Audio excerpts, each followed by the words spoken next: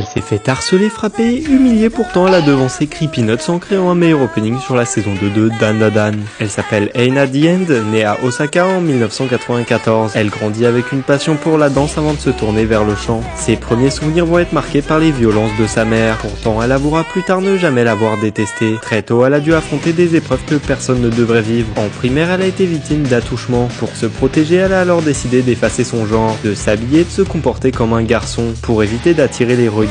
Au collège, elle a subi un harcèlement constant. Des filles la pourchassaient, allaient jusqu'à l'humilier publiquement en lui arrachant ses vêtements. Ses cicatrices l'ont marquée à vie, la rendant incapable de se sentir totalement à l'aise dans son propre corps. À 18 ans, elle débarque à Tokyo, enchaîne les auditions ratées mais commence à écrire ses propres chansons et à vendre des CD fait main dans de petites salles. En 2015, sa vie change. Elle va intégrer Bish, un groupe d'idoles pas comme les autres, présenté comme un groupe punk sans instruments, dont l'acronyme cache le nom complet Brand New Idol Sheets. Avec sa voix rauque et son intensité sur scène, elle devient vite la figure centrale. Non seulement elle chante, mais elle signe aussi les chorégraphies du groupe. Bishi explose au Japon, enchaîne les tubes, collabore sur des openings d'animés comme Black Clover ou Fairy Tail.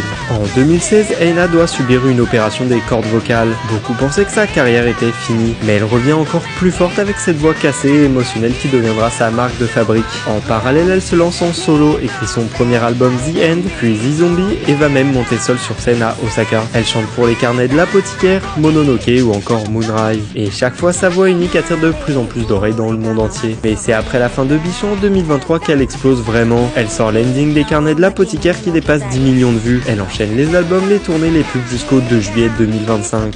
Ce jour-là, elle dévoile On The Way, opening de la saison 2 de Dan Da Dan. Le morceau est un uppercut. En 6 semaines, le clip dépasse les 11 millions de vues. Ses auditeurs mensuels sur Spotify passent de 500 000 à 2,5 millions. J'aimerais que mes abonnés en fassent autant, n'hésite pas, ça m'aide beaucoup. Son passage sur ce First Take engrange 4 millions de vues en une seule semaine. Aujourd'hui, Aina The End n'est plus seulement l'ex-idol rebelle. Elle est devenue l'une des voix les plus puissantes de la J-pop, capable de rivaliser avec Creepy Nuts et de marquer à jamais l'histoire de l'animation japonaise.